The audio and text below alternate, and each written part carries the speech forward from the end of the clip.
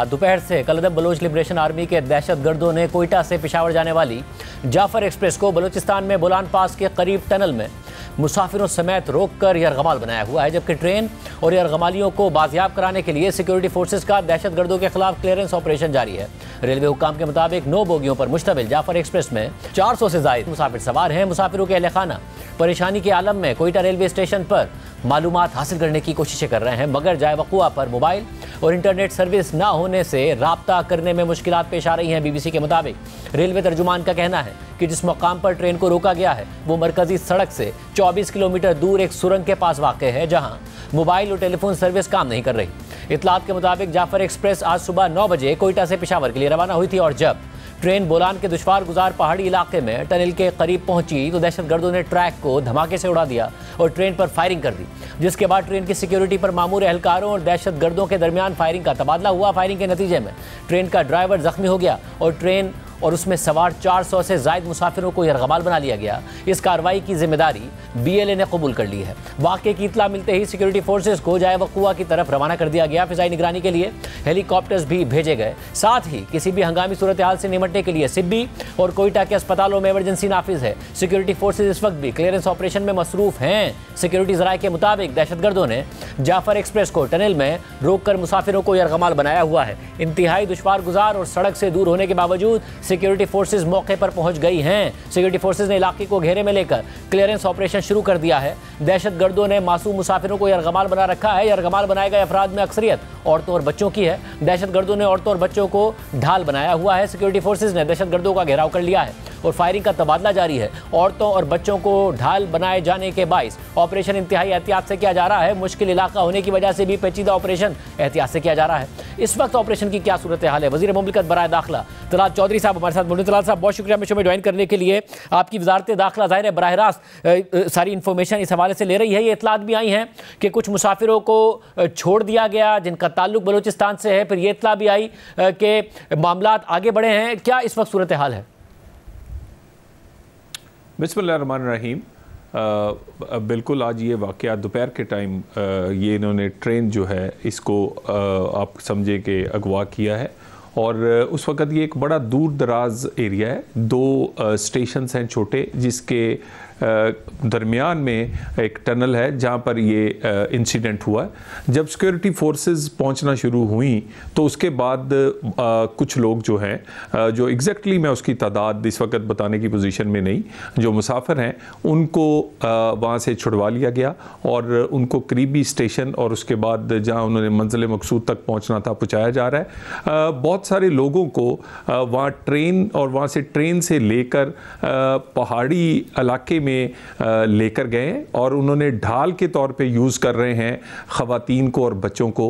और ये बिल्कुल उनकी स्टेटमेंट ठीक नहीं है कि उन्होंने ख़वातीन और बच्चों और फैमिलीज़ को छोड़ा है, नहीं, बल्कि ख़वातीन और बच्चों की वजह से ही सिक्योरिटी फोर्सेस जो हैं वो इंतहाई एहतियात से काम ले रही हैं और इस वक्त भी ये ऑपरेशन जो है जारी है और इंशाअल्लाह ताला ज़्यादा से ज़्यादा कम जो लोग हैं उन्हें जल्द बाज़ियाब करवा लिया जाएगा। मतलब यानी आप ये कह रहे हैं कि ट्रेन को छोड़कर और मुसाफिरों को साथ यरगमाल बनाकर वो ले गए हैं पहाड़ों में?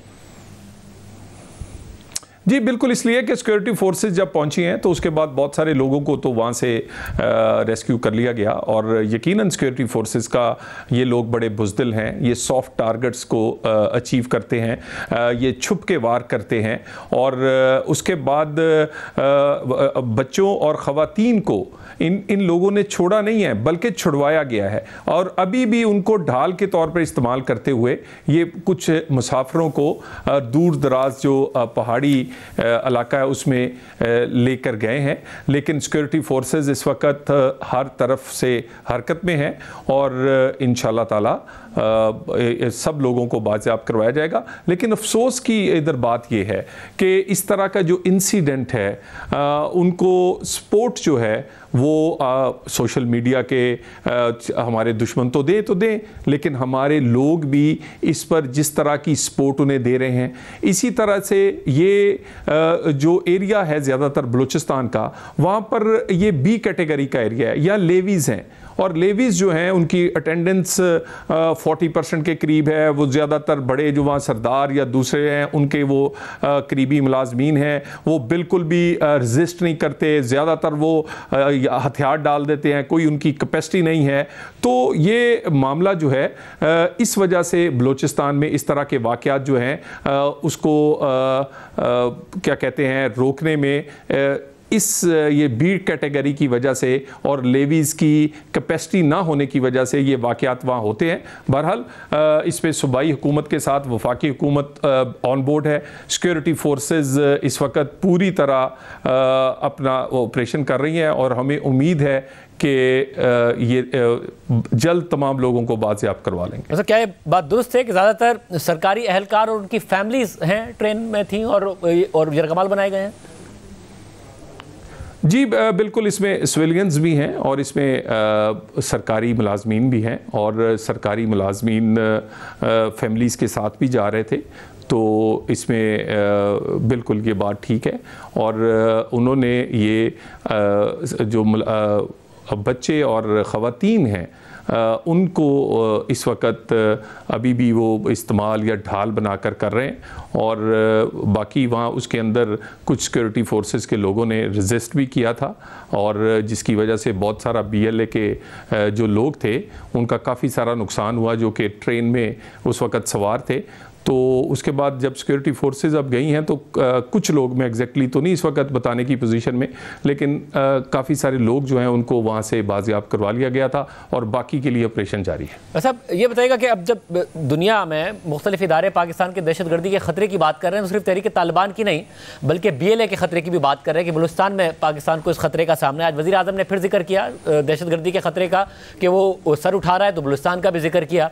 रियासत एग्जैक्टली कर क्या रही है, क्योंकि एक के बाद एक बड़ा वाकया वो करने में कामयाब होते हैं। मुसाफिरों को शनाख्ती कार्ड देखकर बसों से उतार कर मारना हो, बॉम्ब ब्लास्ट हो या फिर अब पूरी ट्रेन के ऊपर ये कार्रवाई हो, तो वो पूरा पैगाम दे रहे हैं कि वो अपनी कार्रवाइयां कर रहे हैं। रियासत अपनी रिट एस्टैब्लिश करने के लिए क्या कर रही है?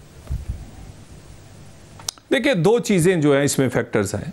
एक तो हमारा इंटरनल फैक्टर है और एक एक्सटर्नल है। एक तो दुनिया ने 17-18 के बाद हमें तनहा छोड़ दिया और हालांकि पाकिस्तान दुनिया भर को महफूज बनाने की ये काउंटर टेररिज्म की जो जंग है इसको फ्रंट से लीड कर रहा था, लेकिन उसे तनहा छोड़ दिया गया। और उसके बाद दूसरा, इंटरनली हमारी साबिक हुकूमत ने कुछ फ़ैसले इस तरह के किए और उस फैसलों की वजह से भी ये चीज़ें बढ़ी हैं। अब दो चीज़ों की ज़रूरत है। एक तो इंटरनेशनल फोर्सेस, जैसा कि पिछले दिनों अमेरिका के प्रेसिडेंट ने मैं समझता हूँ देर आयद दुरुस्त आयद बयान दिया, लेकिन अमेरिका समेत पूरी दुनिया को पाकिस्तान के पीछे अमली तौर पे खड़ा होना पड़ेगा इस काउंटर टेररिज्म की जंग के अंदर। और अमली तौर पर जब तक नहीं खड़े होंगे, हमें स्ट्रेंथन नहीं करेंगे, तो ये सिर्फ अगर नाकामी हुई तो ये पाकिस्तान की नहीं होगी, ये पूरी दुनिया गैर महफूज हो जाएगी।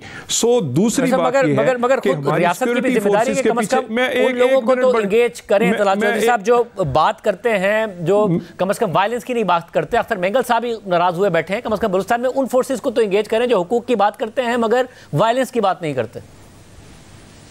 देखिए, मैं बात अपनी मुकम्मल कर लूँ। एक बड़ी अहम बात, यानी दो फैक्टर्स है। एक दूसरा फैक्टर जो सिक्योरिटी फोर्सेस के पीछे जब तक हमारी पॉलिटिकल फोर्सेस यकजुबान होकर एक बयानिए पे खड़े नहीं होंगी तो ये दहशतगर्दी की जंग जीती नहीं जा सकती। ये जीती गई है, जीती है जब 2013 से 18 के दरमियान नून लीग मियां नवाज शरीफ ने लोगों को सारी सियासी जमातों को अपनी सिक्योरिटी फोर्सेस के पीछे खड़ा किया, तो उसी सिक्योरिटी फोर्सेस ने वो जो जंग मुशर्रफ दौर से शुरू सी कोई एक दहाई से ज्यादा वो जीती गई। सो हमें खड़ा होना पड़ेगा। बाकी आप कहते हैं मेंगल साहब हैं या कोई, बिल्कुल इस पे बातचीत होती भी रहती है और होनी चाहिए, मगर इसमें सबसे बड़ी वजह यह है कि हम तकसीम है अभी तक तकसीम खत्म उस वक्त होगी ना जब रियासत एक कदम आगे बढ़ के इन दहशतगर्दों को आइसोलेट करेगी, जो बात करना चाहते हैं उनकी ग्रीवेंसेस दूर करने के लिए इंगेज करेगी। अभी खबर आ रही है कि दहशतगर्दों का जो हमला, उसमें 80 अरगमाल मुसाफिरों को सिक्योरिटी फोर्सेज ने दहशतगर्दों से बाजियाब करवा लिया है। ये खबर इस वक्त हमें ब्रेकिंग न्यूज मौसूल हो रही है। तो राजू साहब, रियासत को आगे बढ़ के इस मसले से निमटना पड़ेगा। मैं और ख़बर की इतला दे दूँ आवाम को कि 43 मर्द, 26 खवातीन और 11 बच्चे शामिल हैं जिन्हें बाजियाब कराया गया है। सिक्योरिटी ज़राए ये खबर दे रहे हैं। जी, रियासत की जिम्मेदारी पर बात हो रही थी राजू साहब। देखिए, रियासत की जिम्मेदारी आप बिल्कुल ठीक कहते हैं, मगर रियासत के अंदर जो सियासी जमातें हैं उनकी भी बहुत बड़ी जिम्मेदारी है। और आप ये वाली जो जंग है इसके अंदर सियासी इख्तलाफ अपनी जगह, लेकिन सब लोगों को अगर इकट्ठे होकर खड़े नहीं होंगे तो ये लोग जो हैं ये तो डॉलर्स की जंग लड़ रहे हैं ना जी। इनके जो हैंडलर्स हैं वो मुल्क से बाहर बैठे हैं, कोई यूरोप बैठा है, कोई कहीं बैठा है। वो जितने लोग हमारे शहीद होंगे, जितने हमले होंगे, उतने डॉलर उसको मिलेंगे।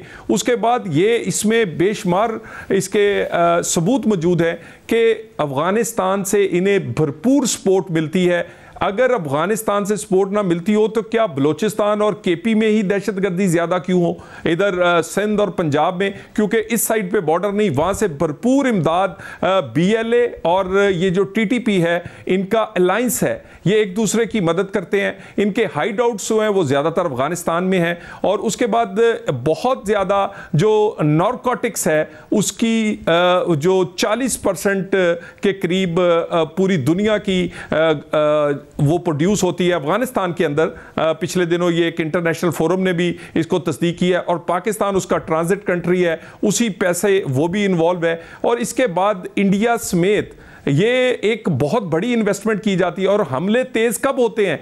जैसे ही कोई मईशत बेहतर होती है, जैसे पाकिस्तान टेक ऑफ करने लगता है, जैसे ही पाकिस्तान में कोई चीज़ें इन्वेस्टमेंट आना शुरू होती है। बलूचिस्तान में बहुत सारे बड़े प्रोजेक्ट हैं जो कि बैरूनी इमदाद या बैरूनी इन्वेस्टमेंट से बने या इसी तरह KP में डैम्स हैं, दूसरी चीज़ें हैं, फिर हमले होना शुरू होते हैं। तो ये चीज़ें जुड़ी हुई हैं। पाकिस्तान का इस्तेकाम दुनिया में कई लोगों को आंखों में नहीं भाता, और अनफॉर्चुनेटली हमारे हमसाए इसमें इन्वॉल्व हैं। और ऐसे हमसाए भी इन्वॉल्व हैं जिन पर हमने एहसान किए हुए हैं, जिनको हमने मुश्किल वक्त में, जिनके लाखों लोगों को पास रखा, लेकिन आज वो ना हमसाए की हकूक़ का अदा कर रहे हैं, ना मुसलमान बरादर मुल्क का हकूक़ अदा कर रहे हैं। तो हम कोशिश कर रहे हैं कि बाहर की दुनिया से भी उनके साथ भी बात की जाए, मुमालिक के साथ, लेकिन हमारे इंटरनली हमें इकट्ठा होना होगा। सिक्योरिटी फोर्सेस चौधरी साहब हमारे साथ मौजूद थे। उम्मीद करते हैं कि तमाम मुसाफिरों को बाजियाब करा लिया जाएगा, बाहिफाजत बाजियाब करा लिया जाएगा।